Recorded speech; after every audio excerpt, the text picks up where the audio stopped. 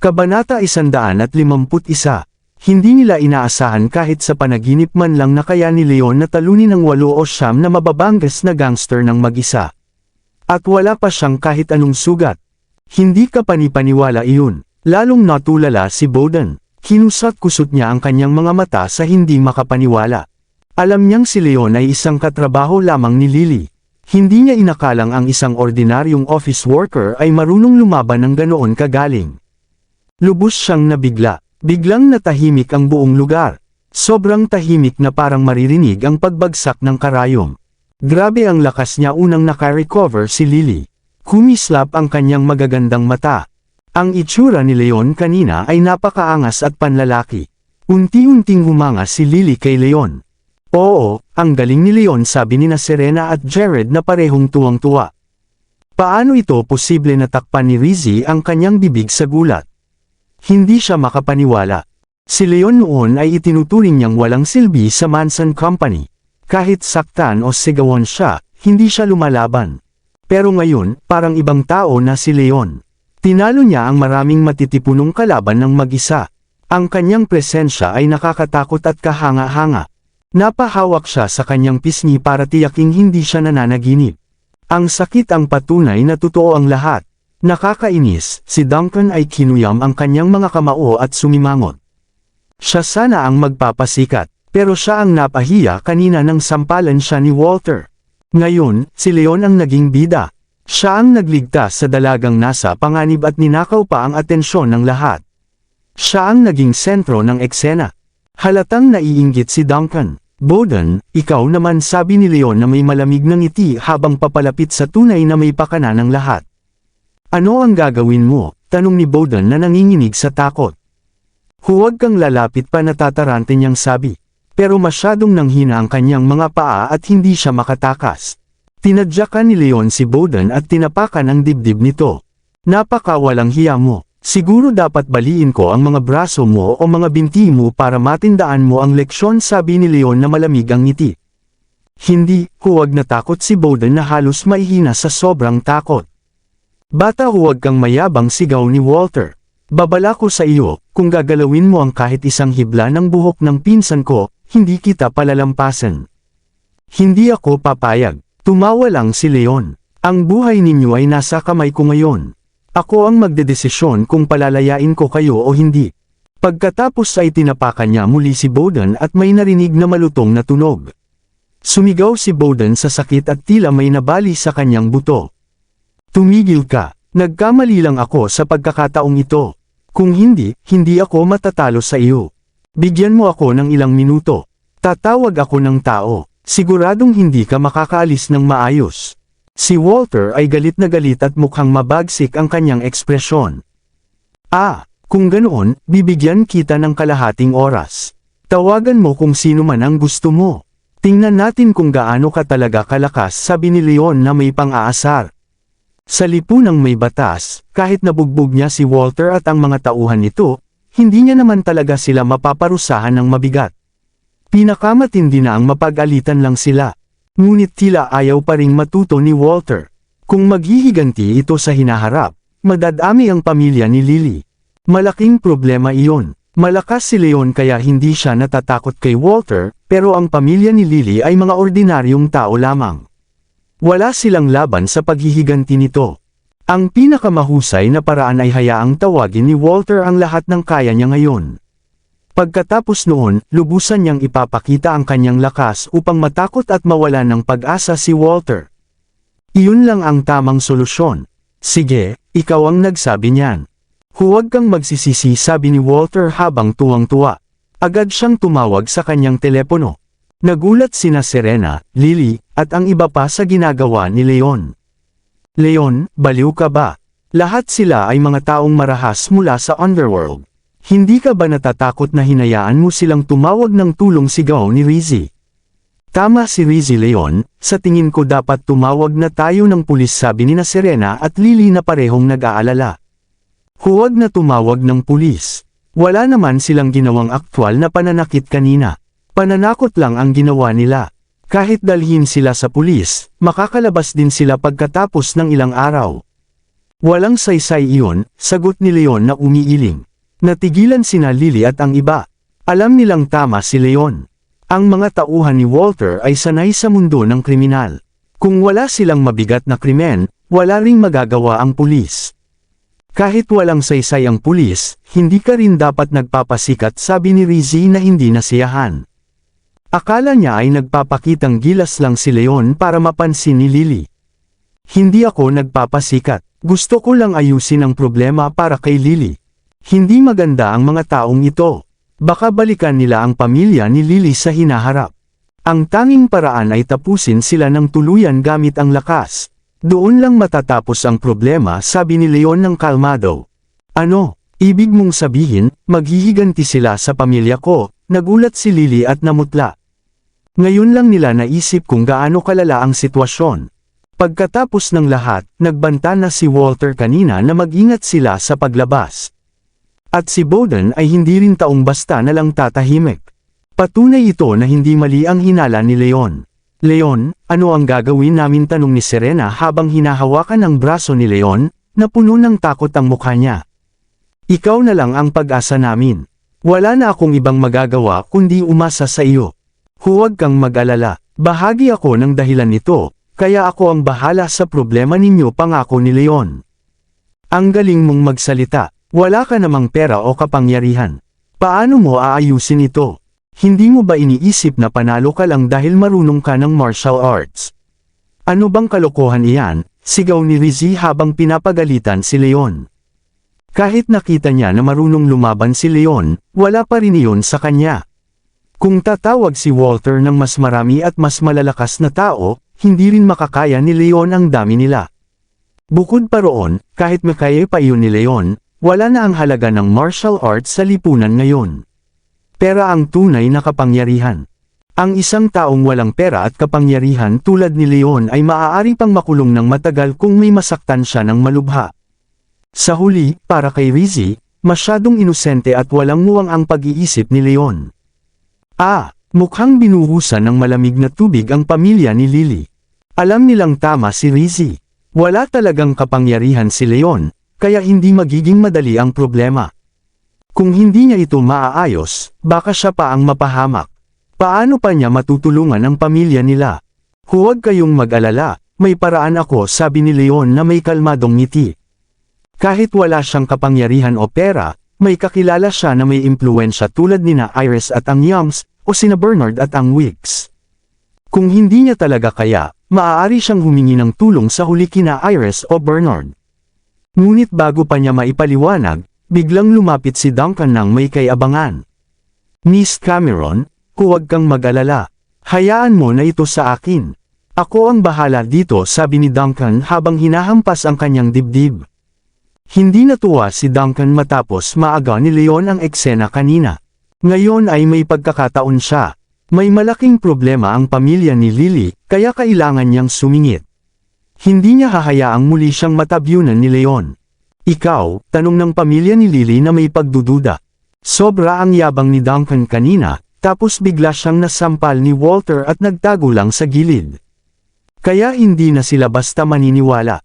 Tama iyon, nag-message ako sa tatay ko kanina. Papunta na siya kasama ang mga tao niya. Sa koneksyon at kapangyarihan niya sa Old City, lahat ay sumusunod sa kanya. Kapag kumilos siya, siguradong magiging maayos ang lahat, sabi ni Duncan na may kumpiyansa.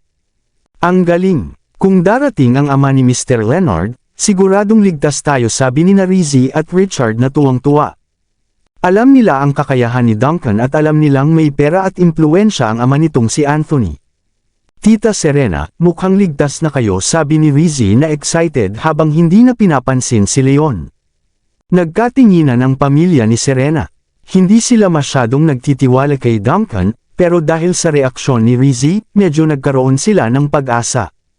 Gayunpaman, may alinlangan pa rin sila. Biglang may nagmamadaling yabag mula sa labas. Sino ang sumakit sa anak ko? Gusto mo bang mamatay? Isang matigas at galit na boses ang narinig. Isang matabang lalaki na nasa 50 ang edad, kasama ang mahigit 20 malalakas na binata na may hawak na pamalo ang pumasok ng galit na galit. Si Anthony iyon. Dad, sa wakas nandito ka na rin, sabi ni Duncan habang masayang tumakbo palapit. Nang makita ni Anthony ang bahagyang mapula at pasa sa mukha ni Duncan na tila nasampal, agad siyang nagalit. Duncan, sino ang naglakas loob na sampalan ka? Sino iyon? Siya, sigaw ni Duncan habang itinuturo si Walter ng may galit. Pagkatapos ng ilang sandali, hirap na tumayo ang mga tauhan ni Walter mula sa pagkakahiga. Hindi nila inaasahan na makakabangga pa nila ang mga tauhan ni Anthony. Turuan ninyo sila ng leksyon, sigaw ni Anthony. Sa isang kumpas, sumugod agad ang kanyang mga tauhan kay Walter at sa mga kasama nito.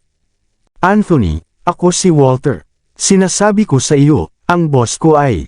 Nagulat si Walter. Bago pa siya makapagsalita ng pangalan ng kanyang boss, isang binata ang humataw sa ulo niya gamit ang baseball bat. Sino ba si Walter? Hindi ko siya kilala. Sugod, bugbugin sila lahat, sigaw ng mga tauhan ni Anthony. Masyadong maliit si Walter sa mundo ng underworld, kaya hindi siya kilala. Alam niya si Anthony, pero hindi naman siya kilala ni Anthony. Sino ba ang papansin sa ganitong walang kwentang tao? Bam, bam, bam. Dahil sa utos ni Anthony, lalo pang pinagtulungan ng mga tauhan ni Walter. Pagkatapos ng bagbog kanina kay Leon, mahina na sila. Kaya madali silang natalo sa dami ng kalaban. Sa ilang sandali lang, muli silang bumagsak sa lupa, hindi na halos makatayo at tanging protektahan na lang ang sarili ang kaya nila habang binubugbog. Nang ahas kang sampalan ako kanina. Alam mo na ba ang lugar mo, sigaw ni Duncan habang sinipa si Walter. Pagkatapos ay nilapitan niya si Bowden at walang awang sinipa rin ito ng ilang beses, dahilan para mapasigaw sa sakit si Bowden. Natulala ang pamilya ni Lily sa kanilang nakita. Duda sila kanina kay Duncan, pero nang makita nila si Anthony na may dalang maraming tauhan, nawala ang lahat ng pagdududa nila. Pinakamahalaga, may pera at kapangyarihan si Anthony. Kahit pa may masaktan siya, kaya niya itong ayusin. Hindi yun kayang gawin ni Leon dahil wala siyang yaman. Tita Serena, nakikita mo na ba, sabi ni Rizzy na tuwang-tuwa. Sabi ko sa iyo, hindi mo na kailangan mag-alala.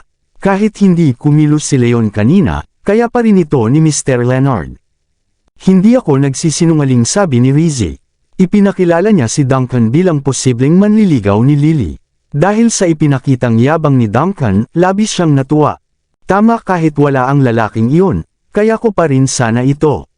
Wala siyang silbi, sabi ni Duncan habang nagmamataas at tinitingnan si Leon. Hindi man lang siya pinansin ni Leon. Plano lang niyang parusahan si Walter at Bowden para hindi na sila manggulo. Dahil tinulungan na siya ni Anthony, mas gumaan ang kanyang trabaho. Siksikan dito, ilabas lahat ng mga ito, utos ni Anthony habang pinapahila palabas ang mga tauhan ni Walter. Kabanata 155. Auntie Serena, lumabas tayo at tignan natin, sabi ni Rizzy na nakangiti. Nag-alinlangan si Serena sandali bago siya tumanggo. Pagkatapos, lahat sila ay lumabas kasama na sina Leon at Lily. Pagdating sa labas, inutusan ni Anthony ang kanyang mga tauhan na ihagis sa lupa ang mga tauhan ni Walter. Sa sandaling iyon, biglang may narinig silang sunod-sunod na busina ng sasakyan. Mahigit 10 itim na Volkswagen ang dumating at mabilis na huminto sa harap ng komunidad, hinarangan ang pasukan. Pagbukas ng mga pinto, 30 hanggang 40 malalakas at nakaputing suit na lalaki ang bumaba mula sa mga sasakyan. Natigilan si Anthony, pati na rin sina Serena at ang iba pa. Maganda ito, nandito na ang mga tao natin, tuwang-tuwa si Walter. Sino ang mga taong ito, tanong ni Anthony na seryoso ang mukha. Dad, mukhang reinforcements ni Walter sila, sabi ni Duncan nang nagmamadali. Reinforcements? Tingnan natin kung sino ang leader nila. Gusto kong makita kung gaano sila kalakas, sabi ni Anthony na may ngisi. Mukhang hindi biro ang mga taong ito, sabi ni Serena habang kinakabahan. Huwag kayong mag-alala, andito si Duncan at ang tatay niya, walang makakagalaw sa atin, sabi ni Rizzy. Tama, basta nandito ang tatay ko, walang gagalaw sa atin sa Old City, sabi ni Duncan nang may kumpiyansa. Habang papalapit ang mga lalaking nakasuot, ramdam ang matinding presensya ng leader nila. Kahit saan siya tumingin, nakakakaba ang aura niya. Nang tumingin si Leon, agad siyang natigilan. Si Leopard iyon, ang boss ng Underworld sa Mist Cloud Mountain. Hindi pa siya napapansin ni Leopard dahil sa dami ng tao at gulo. Leopard, tulungan mo ako, binugbog ako ni Anthony, sigaw ni Walter habang gumagapang. Nang makita ni Leopard ang kalagayan ni Walter, nanlamig ang kanyang mukha. Sino ang gumawa nito, tanong niya. Si Anthony, sagot ni Walter habang itinuturo ito ng may galit. Anthony, ikaw ang naglakas loob na saktan ng tao ko, ha? Pagod ka na ba mabuhay, sigaw ni Leopard. Nang magtama ang tingin nila, biglang kinabahan si Anthony at namutla. Hindi niya inaasahan na si Walter ay konektado kay Leopard. Si Leopard ay kilalang boss sa Mist Cloud Mountain. Sa Old City, kahit may impluensya si Anthony sa legal at ilegal na negosyo, hindi niya kayang tapatan si Leopard. Alam na alam ni Anthony ang koneksyon at kapangyarihan ni Leopard. Sa harap nito, wala siyang halaga. Kung gustong patayin siya ni Leopard, para lang siyang langgam na dudurugin. Sino ka para bastyusan ang tatay ko? Gusto mo bang mamatay? Sigaw ni Duncan habang tinuturo si Leopard. Gusto niyang magpasikat sa harap ng pamilya ni Lily. Bastos, manahimik ka agad, sigaw ni Anthony habang sinampal si Duncan ng malakas. Sampal! Narinig ng lahat ang malakas na sampal. Natigilan si Duncan. Hawak ang pisngi niya, tinitigan niya ang ama ng hindi makapaniwala. Dad, bakit mo ako sinampal? Ikaw ang dapat kong saktan. Alam mo ba kung sino ang kaharap natin? Siya si Leopard ng Mist Cloud Mountain, sigaw ni Anthony. Leopard, gulat na sabi ni Duncan. Alam niya ang pangalan ni Leopard. Siya ang namumuno sa Mist Cloud Mountain. Hindi ito kayang kalabanin ni Anthony.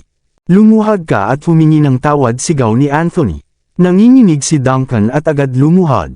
Leopard, nagkamali ako, patawad po. Tumingin si Leopard sa kanya ng malamig at hindi nagsalita. Mas lalo pang kinabahan si Anthony at lumuhad din. Leopard, hindi alam ng anak ko kung sino ka. Hindi niya sinadyang bastyusan ka. Patawarin mo na kami. Anthony, ilang araw lang ang nakalipas pero mas lumakas ang loob mo. Hindi lang ang tauhan ko ang sinaktan mo, pati anak mo naglakas loob pang bastyusan ako. Akala mo mas mataas ka na sa akin, ha? Malamig na sabi ni Leopard na may nakakatakot na aura. Nanginginig si Anthony sa takot at tuluyang lumuhad. Patawad Leopard, hindi ko po sinasadya. Natulala sina Rizzy, Richard, at ang pamilya ni Lily. Alam nila kung gaano kalakas si Anthony, pero ngayon nakikita nila na lumuhad siya kay Leopard. Gaano ba ito kalakas? Unti-unting nawala ng pag-asa ang pamilya ni Lily. Akala nila malulutas na ang problema dahil kay Anthony. Ngunit ngayon, gumuho ang lahat ng pag-asa nila. Tuwang-tuwa si Walter. Hindi ba kayo ang malakas kanina? Ngayon ako naman ang maghihiganti. Sabay niyang sinipa sina Duncan at Anthony. Galit man sila, wala silang magawa dahil nandyan si Leopard. Dahil si Leopard ay isang tunay na makapangyarihang tao sa Underworld, kilala siya bilang isang malupit na figure na maraming dugong na ipon sa kanyang mga kamay. Kung maglalakas loob silang kalabanin siya, hindi nila alam kung paano sila papatayin ni Leopard. Mga lalaki, ilabas ninyo silang dalawa, sundin ang ating patakaran. Pareho silang puputulan ng isang braso bilang parusa, sabi ni Leopard na malamig ang boses. Sa utos na iyon, agad na dinakip ng mga tauhan ni Leopard sina Duncan at Anthony. Leopard, huwag pakiusap nina Anthony at Duncan na parehong namutla at nagmamakaawa, pero walang silbi. Dalhin sila, utos ni Leopard na walang emosyon. May mga patakaran na kailangang sundin. Kahit hindi niya alam ang buong nangyari sa pagitan nina Walter at Anthony, si Anthony ay bahagi pa rin ng Underworld at sinaktan niya ang tauhan ni Leopard ng walang pahintulot. Isa itong hamon sa kanyang kapangyarihan. Kaya ang pagputol ng braso ay itinuturing pa niyang pagpapakita ng awa. Sandali, sigaw ni Walter. Hindi lang sila, si Duncan at Anthony, may isa pang sumakit sa akin, at siya ang ugat ng lahat. Itinuro ni Walter si Leon. Siya iyon. Nakakainis ka kanina, tingnan natin kung gaano ka pa kayabang ngayon, sabi ni Walter na may halong galit. Tama, Leon, patay ka na rin, sabi ni Bowden. Dahil kay Leopard, kumpiyansa na si Walter at Bowden. Tumingin si Leopard kung saan nakaturo si Walter. Nanlamig ang kanyang tingin. Nang makita iyon ng pamilya ni Lily, namutla sila sa takot. Alam nila kung gaano kalakas si Leopard. Kahit sina Anthony at Duncan ay walang kalaban-laban. Paano pa kaya si Leon? Biglang nanghina ang tuhod ni Lily, Serena, at iba pa. Nawalan sila ng pag-asa. Ngunit sa sandaling tumingin si Leopard kay Leon, bigla siyang natigilan. Nanigas ang kanyang mga tuhod. Leopard, malamig na tumingin si Leon. Brat, sino ka para kausapin si Leopard ng ganyan? Gusto mo bang mamatay, sigaw ni Walter? Manahimik ka. Sinipa ni Leopard si Walter ng galit. Bumagsak si Walter sa lupa, na nagulat at hindi makapaniwala. Leopard, bakit mo ako sinipa? Ikaw ang dapat kong sipain. Paano mo nagawang bastyusan si Mr. Wolf? Pagkatapos ng nangyari sa Mist Cloud Mountain, alam ni Leopard na malapit si Leon kay Iris. Dahil din kay Leon, nakaligtas siya noon. Kaya si Leon ay hindi basta-bastang tao para sa kanya. Si Walter ay naging walang galang kay Leon. Kahit ano pa ang dahilan, hindi ito kayang palampasin ni Leopard. Leopard, ang galing mo kanina. Talagang namangha ako, sabi ni Leon na may malamig na ngiti, habang kitang-kita ang galit sa kanyang mga mata. Nanginginig si Leopard at agad na lumuhad sa harap ni Leon. Mr. Wolf, hindi ko alam na narito ka. Kung may nagawa man akong mali, patawad po. Nang makita iyon ng lahat, natulala sina Bowden at Walter. Natigilan sina Anthony at Duncan. Maging sina Lily, Rizzy, at ang iba pa ay lubos na nagulat.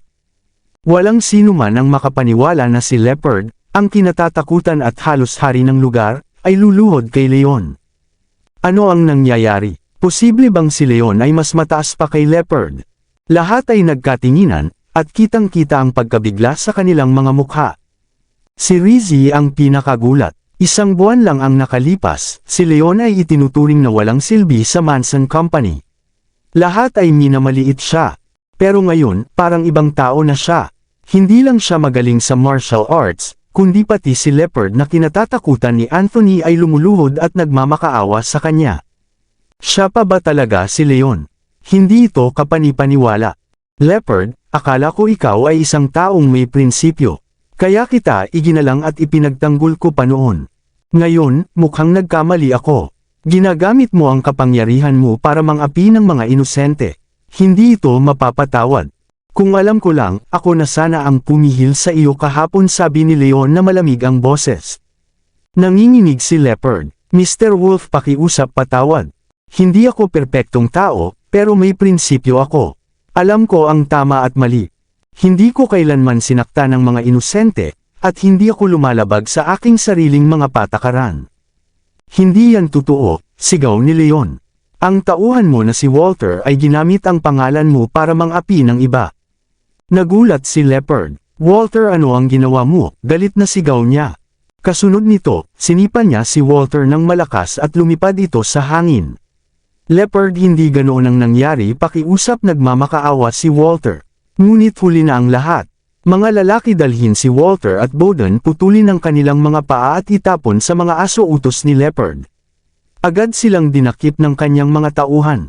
Leopard, huwag, pakiusap, alam ko na ang mali ko, nagmamakaawa si Walter. Si Bowden naman ay halos mawala ng ulirat sa sobrang takot at bumagsak sa lupa.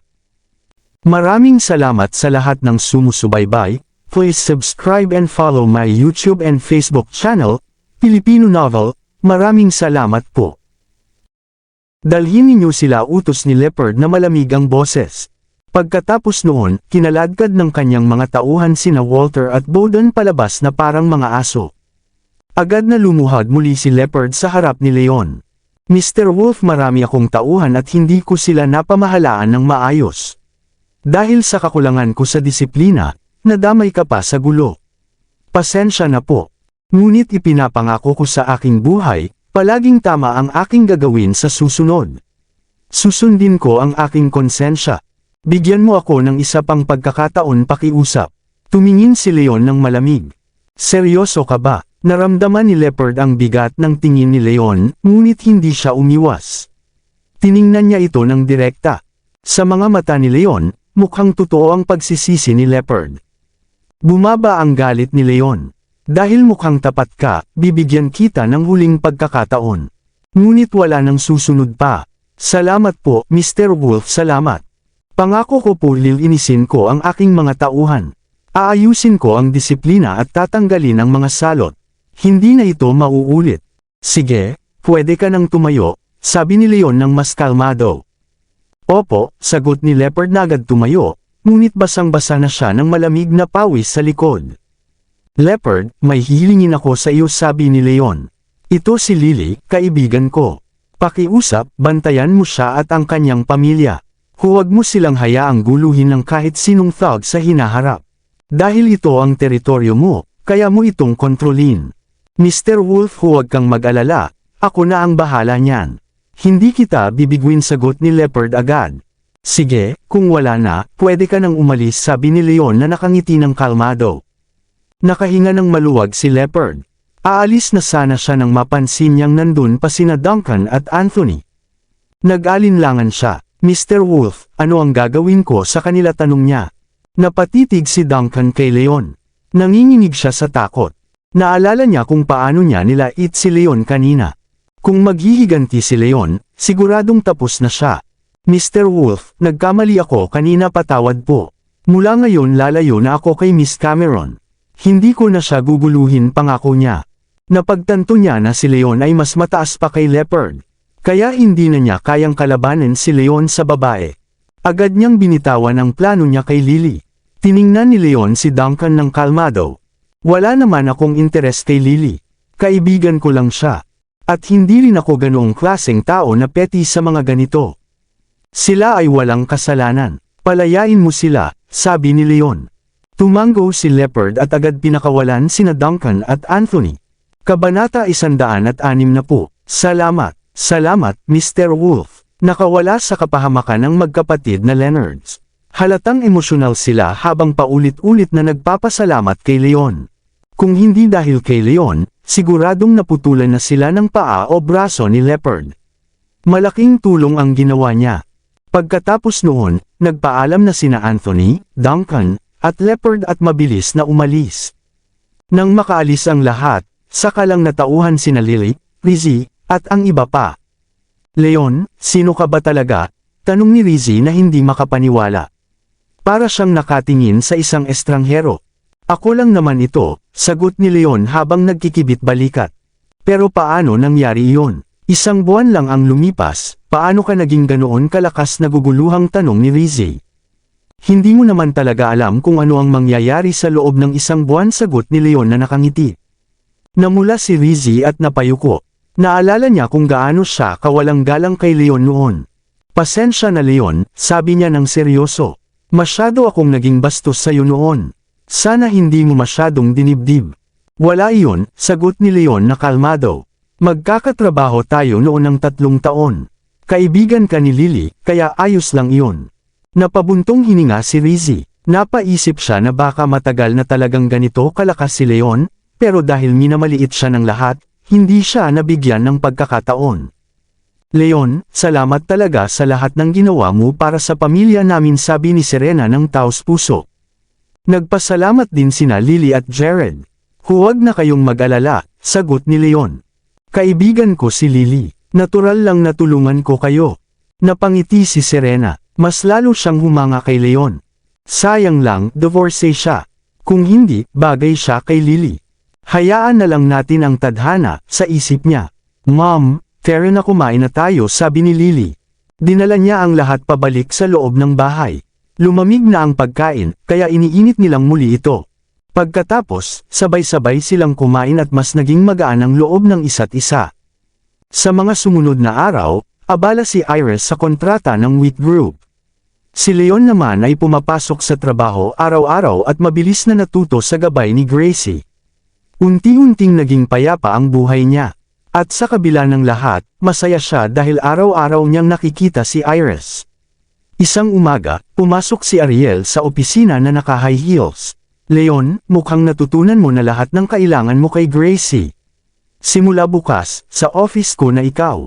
Ako na ang magtuturo sa'yo ng personal.